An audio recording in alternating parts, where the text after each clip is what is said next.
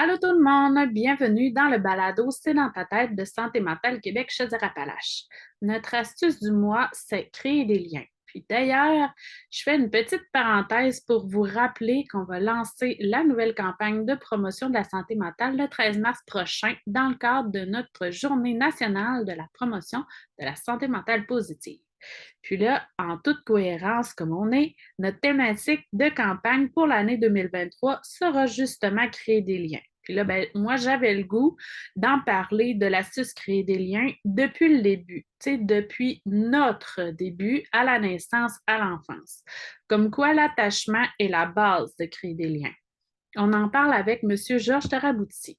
M. Tarabouti est professeur titulaire à l'École de psychologie de l'Université Laval, puis il est co-directeur de la collection d'enfance aux presses de l'Université du Québec et il est directeur scientifique au Centre de recherche universitaire sur les jeunes et les familles.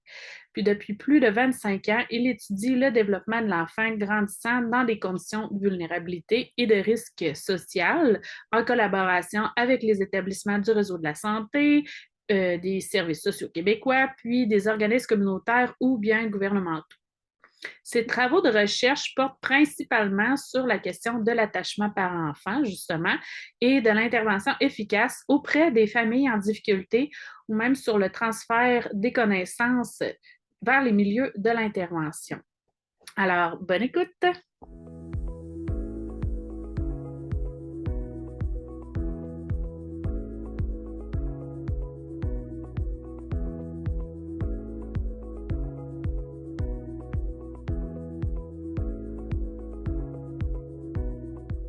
Aujourd'hui, pour parler de l'attachement, j'ai le plaisir de vous présenter notre invité, M. Georges Taraboussi. Bonjour, M. Taraboussi. Bonjour. Merci de Merci. m'accueillir. Ben oui, mais merci aussi d'avoir accepté notre collaboration pour le balado C'est dans ta tête. Puis là, c'est ça. Tantôt, je parlais dans mon intro que pour bien mettre en contexte notre astuce de créer des liens pour notre prochaine campagne annuelle de 2023, ben, j'ai pensé parler avec vous de l'attachement. Puis là, d'emblée, tu sais, j'aimerais ça qu'on commence tout simplement en se demandant, ben, c'est quoi ça, l'attachement? Tu sais, pourquoi c'est si fondamental, l'attachement? Ben, il y a deux questions. La première, c'est qu'est-ce que c'est? Puis la Oui, deuxième, c'est pourquoi est-ce que c'est fondamental? oui. Qu'est-ce que c'est? Ben, c'est vraiment le premier lien ou le lien qui se développe entre un parent et son enfant. L'enfant arrive en train de se développer. Alors, une bonne partie du contexte autour duquel il va se développer ou de ce qui va donner je dirais, les événements qui vont le plus l'affecter, c'est ce qui se passe dans son premier lien. Mhm. Pour l'enfant, le début de la vie, c'est fondamental dans la direction de son développement. Alors, ça va l'organiser, ce lien-là. Ça va l'organiser sur le plan de le développement de son cerveau. Ça va l'organiser sur le plan du développement de ses émotions. Ça va l'organiser même du côté de son langage. Ça va l'organiser du côté de son comportement. Mhm. Ça donne vraiment une première direction à son développement. Fait que c'est un lien affectif qui organise l'enfant dans son développement à toutes sortes OK. d'égards. L'autre chose qu'il faut ajouter, c'est que c'est important parce que c'est le début de la vie. Ça donne une direction précise dans un certain contexte. Si on est dans un contexte où on a des parents qui sont contents de nous voir, qui aiment ça passer du temps avec nous quand on est petit, qui acceptent d'être gentils avec nous, même si on les a réveillés 8 fois la nuit dernière, si on est dans une situation où ils aiment raconter des histoires, puis ils aiment nous lire des livres, puis nous prendre dans leurs bras, s'ils nous donnent toute cette affection-là, notre cerveau va se développer différemment de si on est dans un contexte où on entend des portes claquer fort, puis où il y a beaucoup de Ouais. colère à la maison, puis si aussi on est laissé tout seul à pleurer pendant de longues minutes, pendant de longues périodes de temps. Fait que ça, on voit comment le développement reçoit une poussée dans ce contexte-là. Puis de ce que je comprends aussi, c'est que c'est pas nécessairement toujours par le dialogue que le lien va se faire. Tu sais, ça va être beaucoup par du non-verbal puis du ressenti aussi de la part de l'enfant, parce qu'on parle de porte claquée ou Oui, même un eye contact là, au changement de couche ou des choses comme ça. oui. Ben, il y a beaucoup, beaucoup de choses, puis ça change à différents âges. Au début de la vie, OK. L'enfant arrive puis il a besoin de beaucoup de contact physique. Le contact physique, c'est quelque chose qui aide beaucoup l'enfant à réguler ses émotions. OK. Quand l'enfant est petit puis qu'il est il se sent pas bien, la seule manière qu'il peut l'exprimer, c'est en pleurant. Fait que son pleur veut dire quelque chose. Il veut dire je me sens pas bien, j'ai besoin d'aide. Peut-être que le parent est capable de décoder puis de dire ah ben, il a besoin d'aide, mais on voit aussi qu'il a faim. Ou bien il a besoin d'aide, je ne sais pas trop qu'est-ce qui se passe, est-ce qu'on a changé sa couche, est-ce qu'on a. Quand un enfant est petit, il y a tout ça qui est en train de se passer. Puis on a Mhm. besoin de réfléchir à pourquoi l'enfant pleure. À mesure qu'il grandit puis qu'il devient euh, plus moteur, plus cognitif, plus langagier, la communication se fait différente avec le parent, puis on est capable de s'ajuster un petit peu différemment, puis d'agir de manière différente. On va dire qu'il y a comme trois grands aspects du comportement des parents qui est important pour le développement de l'attachement. OK. Le premier, c'est vraiment d'être prévisible à l'égard de l'attachement. On n'est pas super prévisible en tant que parent. On dit que les parents les plus prévisibles sont prévisibles 35% des fois avec leurs enfants, c'est pas beaucoup. Ça veut dire Mhm. qu'il y a beaucoup de place pour de l'imprévisibilité.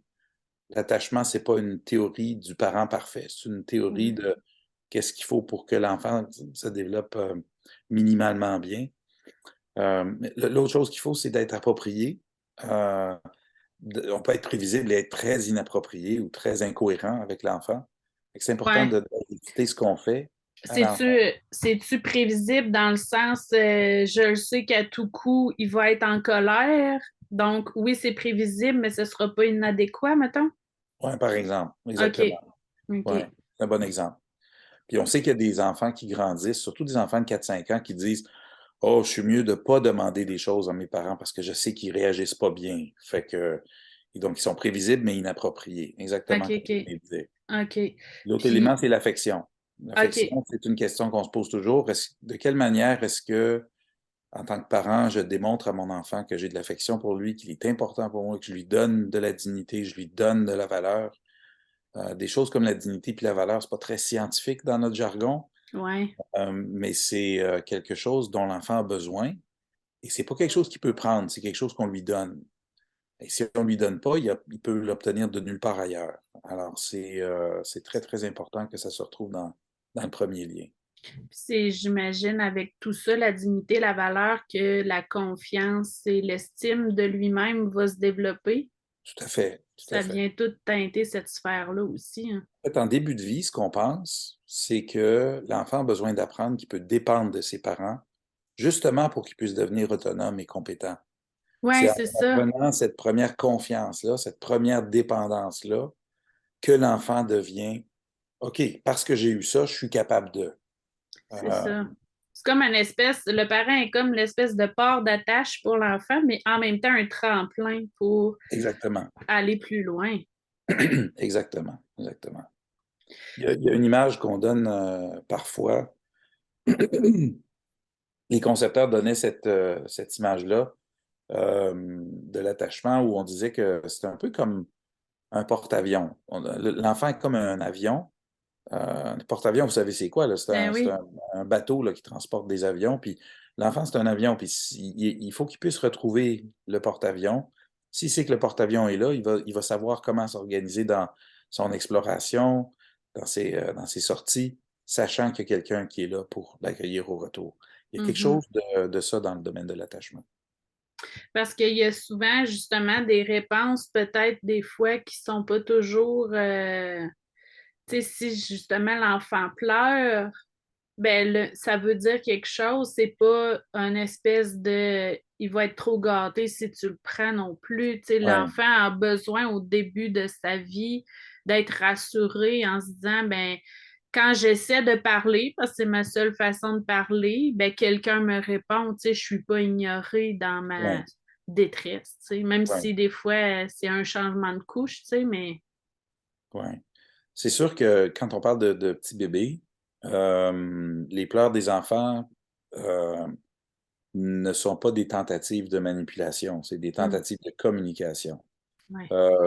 Peut-être plus tard, on peut se poser plus de questions à ce sujet-là, mais quand on parle des petits, là, ça serait, on ne pourrait pas vraiment dire que c'est des tentatives de le bébé va être gâté si on lui répond ou quelque chose comme ça. Ça ne fonctionne pas Ouais. comme ça. Le développement de l'enfant ne fonctionne pas comme ça. Puis je pense que c'est un message important à donner aux parents Ben oui. Qu'un bébé qui pleure, c'est un bébé qui demande de l'aide. Oui. Ben, tu sais, à 2 mois, on s'entend, ça fait juste 2 mois. Tu sais, ça Ouais, fait comme 60 jours qu'il est sur la Terre. Tu sais, il a ouais, besoin, c'est sa seule façon de nous parler. Fait que, c'est c'est ça. vrai que c'est pas comme un Un enfant de adolescent, là. 5 6 ans, tu sais, qui là, oups, tu sais, il y a des connaissances différentes qui ont embarqué, là. Ouais. Puis j'ajouterais que des fois, on pense que nos enfants veulent quelque chose de nous ou essaient d'aller chercher quelque chose de nous. Ça Mhm. dit plus par rapport à comment nous, on est en train de réfléchir que par rapport à l'enfant. Ça nous dit plus d'informations sur nos propres expériences, peut-être le Oui. fait qu'on a eu des mauvaises expériences puis qu'on se méfie. Puis que Mhm. des fois, nous méfier, c'est aidant, mais c'est pas aidant pour l'enfant de se méfier de l'enfant. Mhm. C'est vrai, c'est comme si on portait une interprétation sur ce qui se passe, alors que c'est comme le reflet de nos Exact. propres croyances, nos schèmes de pensée, puis c'est vrai, effectivement. Exactement. Mm. Puis, tu sais, y a-tu des facteurs, soit familiaux ou environnementaux, qui sont impliqués dans le développement de l'enfant? Oui, absolument. Ben, on va dire des choses générales pour commencer par rapport à Oui. ça. La première chose, c'est que l'attachement se développe de façon normale. C'est comme le langage, ça se développe chez tout le monde. Et plus il est favorisé, plus il va être positif. Moins il est favorisé, moins il va être positif. Fait que l'attachement, c'est quelque chose qui se développe chez tout le monde. Il y a des exceptions. OK. L'exception, c'est par exemple un enfant qui va être placé à répétition très tôt dans sa vie. Hmm. Peut-être va pas avoir l'occasion de former un lien d'attachement. Ça, c'est possible. On a vu ça, par exemple, chez des enfants qui ont vous avez vu peut-être il y a quelques années, il y a eu beaucoup de reportages sur les orphelinats en Europe de l'Est, puis des choses comme ça, où Ouais. ça a été des conditions très, très difficiles. Euh, mais de manière générale, les enfants forment un lien d'attachement. Euh, Puis ça n'existe pas vraiment de ne pas avoir d'attachement, sauf dans des situations extrêmes comme celle que je viens de décrire. Mais tu sais, Euh, ça prend-tu justement un délai? Parce que là, on parlait de placement à répétition, mais si on prend au Québec là, un enfant qui peut être placé de famille d'accueil en famille d'accueil, tu sais, est-ce que tu sais, en 2 semaines, je sais pas, y a-tu un temps quelque part qui... du moment que l'enfant est avec un adulte, les processus, les interactions qui mènent à l'attachement, Ouais, bonnes ou pas bonnes, se mettent en place. OK, D'accord? Puis, chez les enfants qui sont placés en famille d'accueil, par exemple, pour prendre cet exemple-là, on voit qu'il y a quelque chose qui va ressembler à un lien d'attachement en dedans de 2 mois. ah, OK. Fait qu'il y a quelque chose qui se place déjà là, dans cette période-là. Mais c'est sûr que si tu as un lien, puis que c'est constamment des faits, Hmm. c'est quelque chose qui peut laisser vraiment des marques assez importantes. Ouais, Fait que, par exemple, moi, je travaille parfois avec des enfants qui sont suivis à la protection de la jeunesse. Ils ont eu 10, 12 placements en dedans de 3 ans. C'est extrêmement difficile pour eux. C'est très, très difficile pour eux. hmm. Alors, c'est quelque chose auquel il faut être sensible. Mais ceci étant dit, la raison pourquoi je soulevais ça, c'est que ça reste une situation inhabituelle. Ouais, Même dans les situations de protection de l'enfance, on fait quand même pas mal attention à ces choses-là. Puis, la plupart du temps, les enfants arrivent ou se placent dans des situations où ils peuvent former des liens d'attachement. Le lien n'est pas nécessairement sécure. Fait que la première chose à dire, c'est que le lien se forme. Après ça, qu'est-ce qui donne un attachement sécure versus moins sécure ou insécure? Ça va dépendre des phénomènes, des éléments du comportement des parents dont on a parlé tantôt. C'est-à-dire, dans quelle mesure est-ce que le parent est prévisible, cohérent et chaleureux ou affectueux avec l'enfant? On est capable de voir différentes sortes d'insécurité qui peuvent émerger selon les aspects du comportement du parent qui manquent. Un OK. parent qui, par exemple, très chaleureux, mais peu prévisible, euh, va peut-être donner lieu à une sorte d'attachement qu'on appelle un attachement ambivalent chez l'enfant.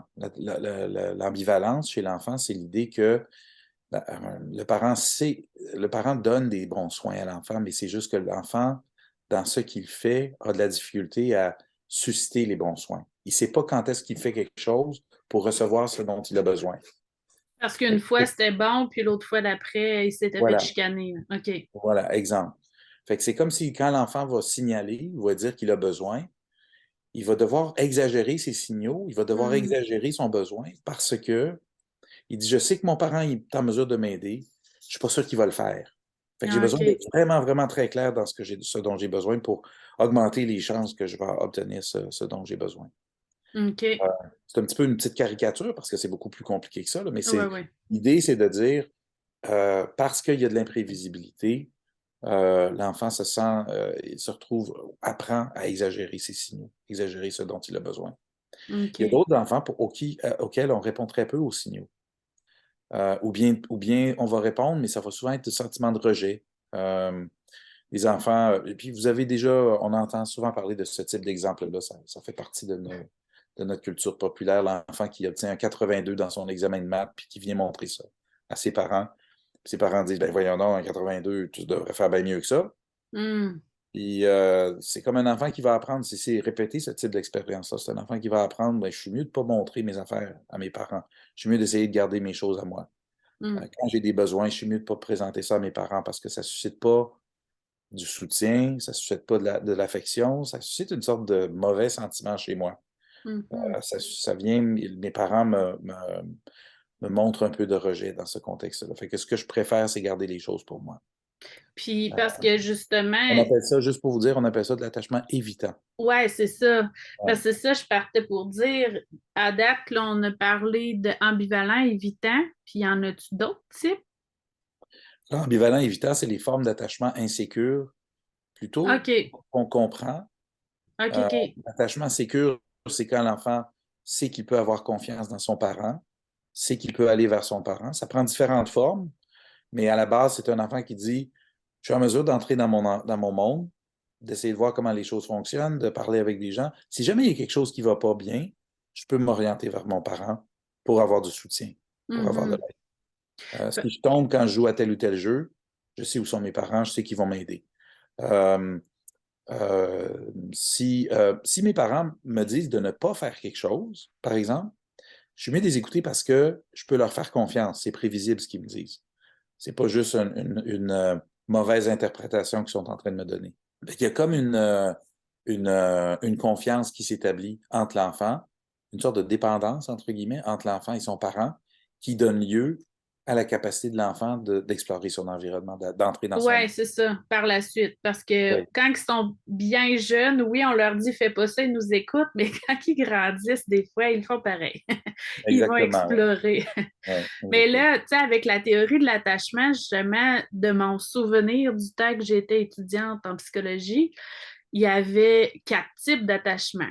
Mais là, Oui, vous Esther, en est-ce avez qu'on dit parle trois. plus de sécure, insécure ou les quatre Alors, il y a parlent? sécure et insécure. Dans les insécures, il y a les ambivalents, les évitants dont on vient juste de parler. Ah, OK, c'est ça, il y a encore. Et il y a une troisième forme d'insécurité qu'on appelle l'attachement désorganisé. Essentiellement, ce que ça dit dans cette théorie-là, c'est, on a parlé tantôt des trois grandes marques Mhm. euh, du comportement parental, prévisibilité, cohérence, chaleur. Il faut ajouter quelque chose pour la désorganisation. Ce qu'il faut ajouter, c'est qu'il y a quelque chose que le parent fait qui fait peur à l'enfant.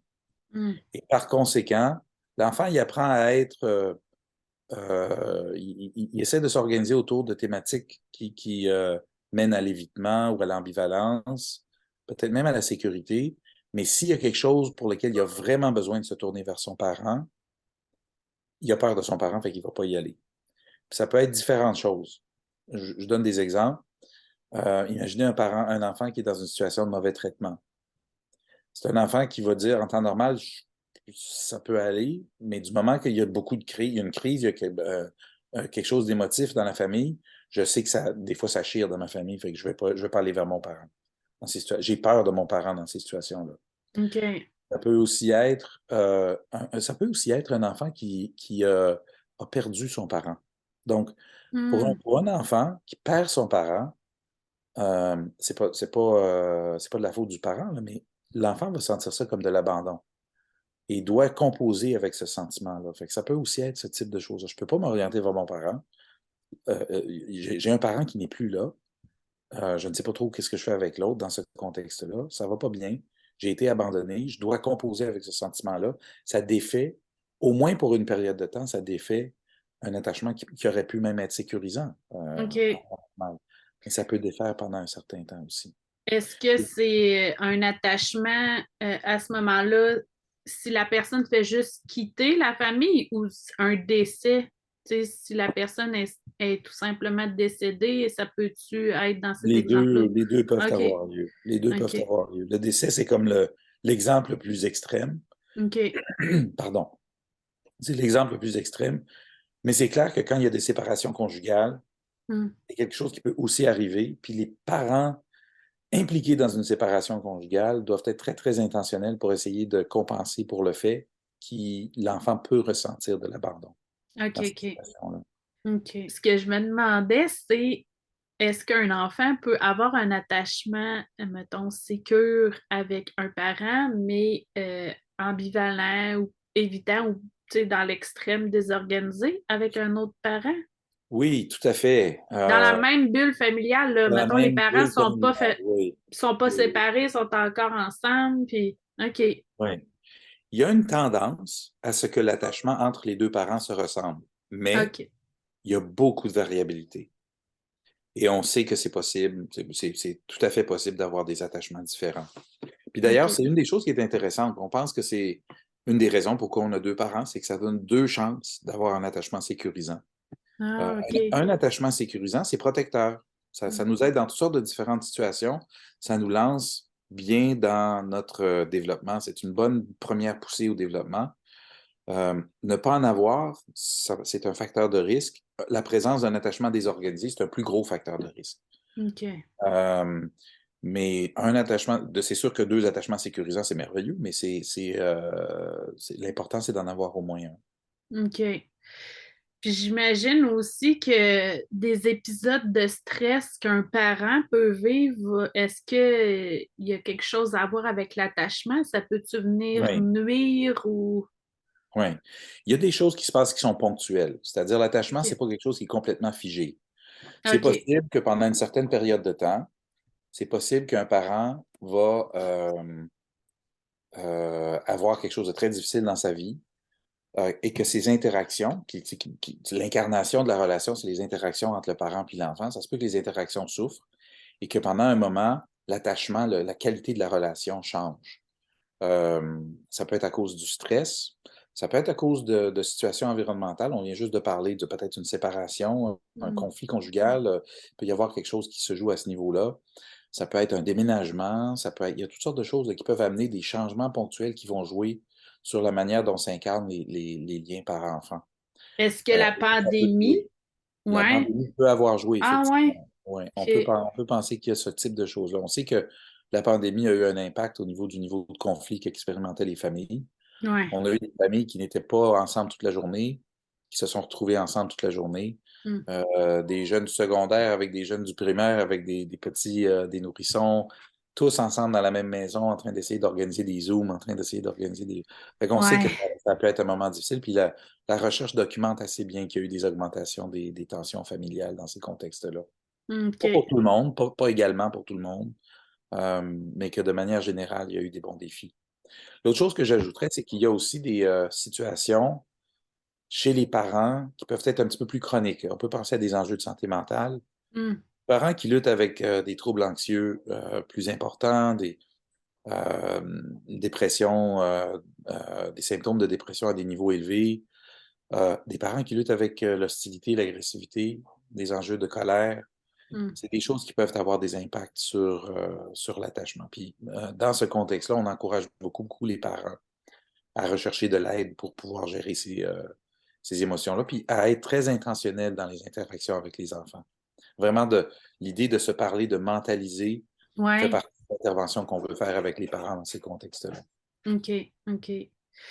Puis, mais pouvez-vous en parler un petit peu plus justement par rapport à ça? D'inviter les gens, qu'est-ce que vous voulez dire par mentaliser? C'est, mettons, dans l'interprétation que l'enfant, pour pas justement réagir trop frustré ou trop en colère? Certainement ça. OK. Certainement ça. Certainement que lorsque l'enfant fait quelque chose que le parent n'aime pas, si on sent qu'on est en train de perdre les pédales, de s'en rendre compte. Euh, aussi d'éliminer l'idée que l'enfant est en train de vouloir nous faire du mal en tant que parent. Hmm. Surtout si on est un parent qui a expérimenté des choses difficiles. Vous savez, si je suis puis dans le travail qu'on fait avec des familles plus vulnérables, une des choses qu'on constate, c'est qu'il y a eu beaucoup, beaucoup de situations où on a des jeunes femmes qui ont eu des vies très difficiles. Si je suis une jeune femme qui a toujours eu des gens autour de moi qui voulaient quelque chose de moi, Hmm. puis que je me retrouve avec un enfant qui pleure la nuit, c'est normal que je me pose la question, qu'est-ce qu'il me veut? Qu'est-ce Ouais, qui... Vous comprenez? oui. Euh, c'est comme un mécanisme de défense que je pourrais avoir développé suite à des situations difficiles. Mais l'enfant, lui, ne me veut rien. Il est en train de me dire qu'il a besoin de moi. C'est Mhm. différent un peu. J'ai besoin d'aide. J'ai besoin que tu m'aides à gérer mes sentiments, mes émotions. Je ne vais pas bien. Je suis même pas équipé. Mon cerveau n'est pas assez développé encore pour que je gère mes émotions tout seul. J'ai besoin de ma mère, j'ai besoin de mon père pour m'aider avec ces choses-là. Puis la seule façon que j'ai de le démontrer, c'est de pleurer. Puis des fois, ça se peut que je te réveille quelques fois la nuit. C'est pas parce que je t'en veux, c'est parce que j'ai besoin. Comme si le parent, faut qu'il se répète ça dans sa tête pour s'aider, tu sais, Exactement. se calmer. Puis, OK. Puis Exactement. est-ce qu'il y a des parents qui, eux, quand ils étaient petits, ont développé un attachement peut-être plus insécure, puis, mais par contre, quand ils vont avoir des enfants, ça va être des attachements sécures? Ça se peut-tu, ça? C'est une excellente question. Les deux ou trois éléments de réponse à cette question-là. Ouais. La première chose, c'est est-ce qu'il y a un lien entre les attachements qu'on vit, nous, en tant qu'enfants, et l'attachement qu'on fait, qu'on tisse avec nos enfants? Ouais. La réponse, elle est, on pense que oui. C'est pas OK. c'est difficile de faire ces études-là. Hmm. Et ce qu'on a jusqu'à maintenant comme information, c'est qu'il y a ce qu'on appelle une transmission intergénérationnelle de OK. l'attachement. C'est pas tous les parents, c'est pas dans toutes les circonstances, mais il semble y avoir une transmission. L'autre chose que je dirais, c'est que cette transmission-là peut être interrompue. Par exemple, dans un contexte où ça va pas bien dans ma vie, puis j'ai un nouvel enfant, si je suis conscient du fait que ça n'a pas bien été, puis je suis à mesure de me parler davantage, puis d'agir de manière plus intentionnelle plutôt que de manière réactionnelle avec mon enfant, je peux corriger des choses. Il y a plusieurs études qui ont été réalisées où on fait de l'intervention avec des parents qui ont clairement eu des expériences d'attachement extrêmement difficiles, où on voit des améliorations extrêmement importantes au niveau du lien avec leurs enfants. Fait OK. qu'on est en mesure de faire ces changements-là, ça se fait. OK. Puis le troisième élément, c'est que quand on n'a pas cette information-là, quand on est un parent qui a vécu des choses difficiles, puis on ne sait pas qu'on est en train d'agir d'une façon inappropriée avec notre enfant, ou si on manque de chaleur, euh, on voit, nos études nous montrent que on voit qu'on peut être très nocif à l'égard de nos enfants. On peut agir d'une façon extrêmement difficile à l'égard de nos enfants. Fait que c'est comme si l'absence d'information, l'absence de mentalisation, de réfléchir à notre façon d'être, crée des situations plus troubles pour nos enfants dans le lien qu'ils tissent avec nous. OK. Mais quand c'est justement un couple, s'il y en a au moins un des deux qui a eu un attachement sécure quand il était enfant, mais on peut présumer que ça va être plus facile parce qu'il va avoir un bagage peut-être meilleur. Ouais. Ça va peut-être aider l'autre à comme tranquillement travailler sur lui, j'imagine. C'est une bonne question. Puis la réponse empirique, là, scientifique, on ne l'a pas pour cette question-là. Ah, On OK. n'a pas toute l'information. Ce qu'on sait, c'est que s'il y a un parent qui est en mesure de tisser un lien d'attachement sécurisant, ça risque de se faire. Ça, Hmm. c'est ce qu'on peut voir. C'est pas clair que l'autre parent va nécessairement s'ajuster. Ah, OK. Ça, c'est pas. On pourrait imaginer que oui, mais on peut imaginer que ça l'aide dans l'autre sens aussi.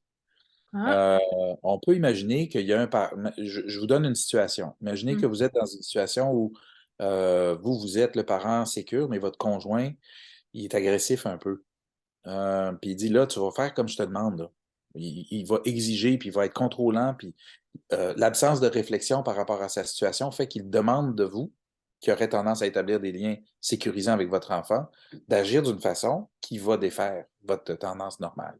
Ça Mhm. se pourrait. Euh, OK. Là, c'est là que les enjeux de santé mentale peuvent être plus importants. Parce que si on a justement un parent qui lutte avec de l'agressivité ou un autre parent qui lutte avec la dépression, puis qui est très rigide dans sa façon d'être, puis qui veut absolument que l'autre parent agisse d'une façon avec les enfants, on est dans ce genre je dirais, de dynamique où ça peut aller dans l'autre direction. Ça OK, peut je affecter le comprends. parent qui va mieux. OK. Tu sais, y a-tu des trucs et astuces qu'on pourrait dire à nos auditeurs pour comment prévenir un mauvais attachement? Qu'est-ce que je dirais? La première chose que je dirais, c'est qu'être parent dans les meilleures circonstances, c'est un défi de tous les instants. Fait que Ouais. de ne pas perdre de vue que c'est une grosse job, c'est un gros travail, c'est super important. On est dans une société où je veux dire, si on n'est pas une grande vedette qui passe sur YouTube ou à la télé ou quelque chose, on perd de vue qu'est-ce qui est important. Mm. Euh, Est-ce que ce qu'on fait avec nos enfants, c'est super, super important, c'est la chose la plus importante à réussir dans notre vie. Alors, essayons de ne pas perdre ça de vue. Peu importe ce que nous disent les médias, peu importe ce que nous disent Oui, oui. le monde, être un parent, c'est important. C'est un message qu'on oublie. Fait que, je dirais, la première chose, c'est travail difficile, job important. D'accord? Il ne faut pas Mhm. perdre ça de vue. La deuxième chose, c'est ça prend du temps. On y laisse quelque chose de nous. On veut s'investir avec quand on devient parent, on veut s'investir avec cette petite boule de vie qui vient d'arriver. Et ils ont besoin de nous. C'est drôle à dire. On est dans un monde qui est tellement individualiste, qui veut que tout le monde soit capable de tout faire par eux-mêmes. La réalité, c'est que on a toujours su que les enfants avaient tellement besoin des parents. On ne savait pas comment articuler ça. La science des 50 dernières années nous convainc maintenant qu'on devient en grande partie, on est influencé par ce que nos parents ont fait avec nous. Des fois, c'est négatif. On a besoin d'être conscient de ça. Si on est un parent, nous, qui a eu des expériences négatives, Ouais. c'est pas une mauvaise idée de parler avec quelqu'un et d'essayer de voir comment ça nous a affectés, puis d'essayer de faire le tour de cette histoire-là pour avoir une meilleure emprise après ça sur notre façon d'être un parent. Mhm. Euh, mais on laisse un morceau de nous quand on est parent. C'est un travail où on donne de nous-mêmes. Mm.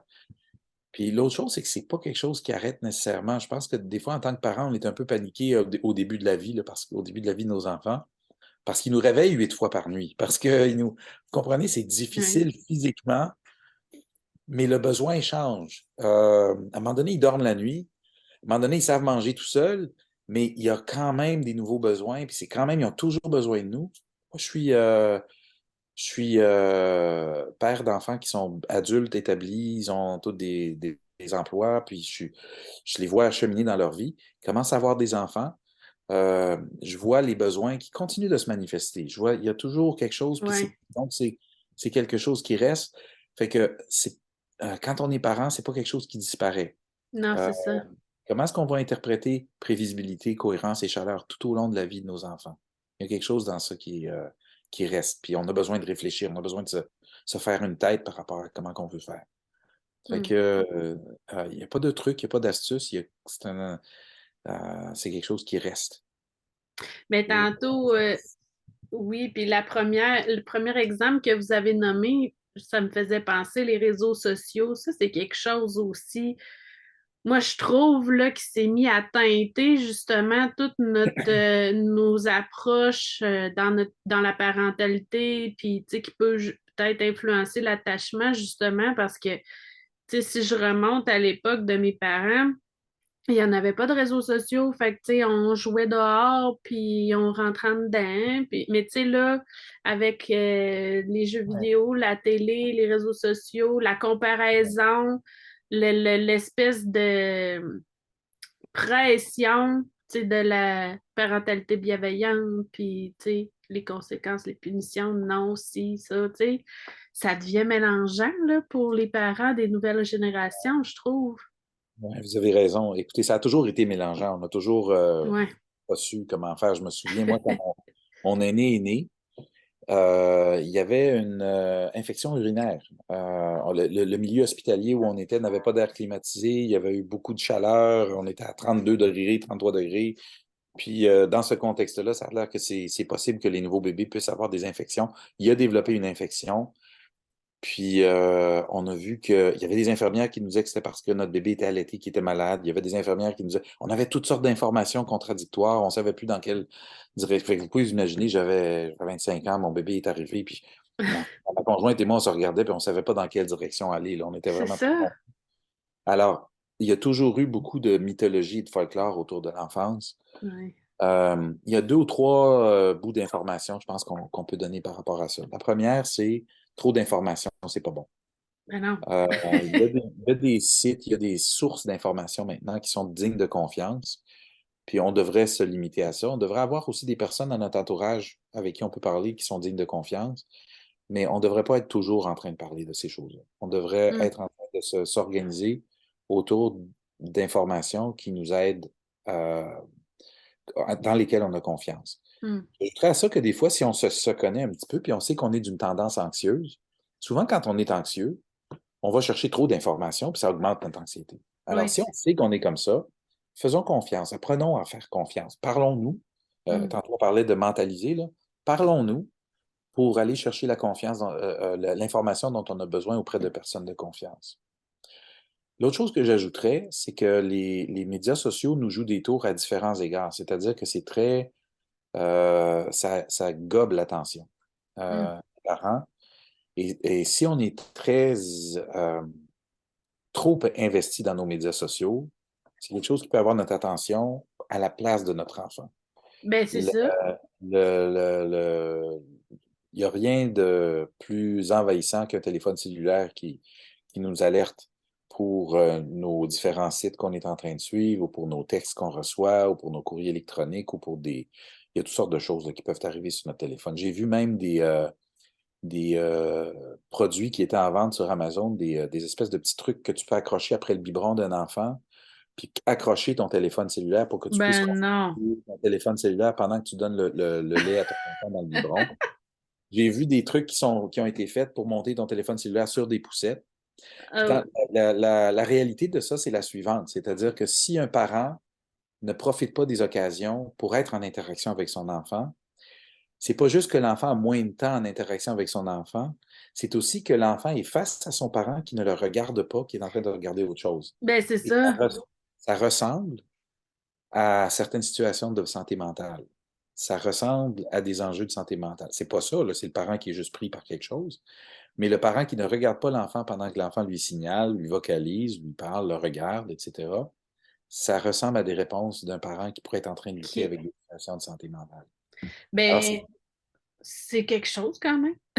quelque chose. Alors, ce qu'on dit aux parents, c'est que votre propre discipline avec les médias, les plateformes, les écrans, votre propre discipline va être très, très importante, non seulement à cause de ce que vous allez apprendre à vos enfants, de la place de ces choses-là dans la vie, quelle place ça doit prendre, mais aussi parce que ça conditionne la quantité et le type d'interaction, de Hmm. lien que vous allez développer avec votre enfant. C'est ça. Parce que des fois, c'est pas nécessairement la quantité, mais la qualité.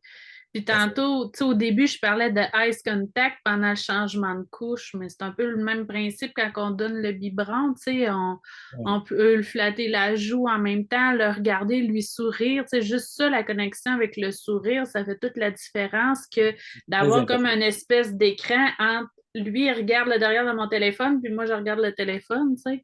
Oui. C'est très important. Puis ça demande une certaine intentionnalité. Ça demande aux parents de dire, je vais regarder mon enfant. Je vais lui Mhm. parler doucement. Puis l'affaire, c'est que les enfants sont filés pour ça. Un bébé de 4 mois, si on s'installe devant un bébé de 4 mois, puis on commence à lui parler doucement, à le regarder, ça prend pas de temps qu'il commence à nous regarder. Le langage mobilise son attention, le regard, le contact visuel mobilise son attention. Ça prend pas de temps qu'il commence à nous regarder, puis peut-être même à 4 mois, il peut peut-être nous faire des petites vocalises, puis nous, on va faire des vocalises en retour, puis il va y avoir comme un contact qui va se faire. Mais ça Mhm. prend qu'un adulte s'arrête, puis se donne le temps de faire ça pour Mhm. établir ce type de connexion-là. Puis C'est si ça. l'enfant ne le fait pas à 4 mois, ça peut être pour plein de différentes raisons, mais une des raisons, c'est que l'adulte n'a pas pris le temps de faire ça. Puis Mhm. a peut-être ignoré les signaux de la part de l'enfant. Peut-être que l'adulte a laissé pleurer l'enfant longtemps dans son lit avant d'aller le chercher. Peut-être que l'adulte laisse l'enfant seul dans son parc pendant des longues périodes de temps. Mhm. Il peut y avoir ce type de phénomène-là qui arrive parce qu'on sait que des fois, des enfants de 4 mois, on va les installer devant leurs parents, on va demander aux parents d'établir un contact visuel, de le regarder, puis l'enfant va détourner le regard de Mhm. façon systématique, ne pas vouloir établir le contact avec l'adulte. Puis c'est un signal de quelque chose. Mais j'imagine aussi que tout est dans la récurrence de ces événements-là. Tu sais, si une journée dans l'année, il a été peut-être trop longtemps dans le parc, ben, tu sais, c'est pas grave versus si c'est à tous les jours, de toutes les semaines, de tous les mois, là. Exactement, vous avez raison. C'est dans la récurrence. De là qu'on va chercher la notion de prévisibilité. OK, OK. Est-ce que c'est quelque chose de prévisible? L'enfant s'organise autour de ce qui est prévisible. Hmm. Si c'est prévisible que je signale et que personne ne vient me voir, que je pleure dans mon lit puis que ça prend beaucoup de temps, ça se peut que j'arrête de pleurer, mais ça veut dire que je vais arrêter de signaler à plein d'autres occasions. Je vais arrêter Ouais, d'interpeller mes parents. c'est ça. Mhm. Puis j'imagine justement, plus c'est prévisible, ben, plus il va être sécure, puis justement, les pleurs vont se transformer en une façon de communiquer différente, là. Oui, Tu sais, c'est ça, à un moment donné, en tout cas. Mais, ouais. Ben, en fait, une des choses qu'on dit, c'est qu'un enfant qui pleure parce qu'il a faim, sachant qu'il va être nourri, pleure différemment d'un enfant qui pleure pour être nourri. C'est pas la oui, même chose. Puis le pleur n'a pas la même consonance, la même sonorité. Euh, L'enfant qui pleure parce qu'il dit j'ai faim, puis j'ai vraiment besoin que tu comprennes que j'ai faim, parce que je suis pas sûr que tu vas comprendre que j'ai faim puis que tu vas me nourrir. Tandis que l'enfant qui dit ben, je me sens pas bien, j'ai faim, je te dis que je me sens pas bien, mais je sais que tu vas me nourrir. C'est une autre sorte.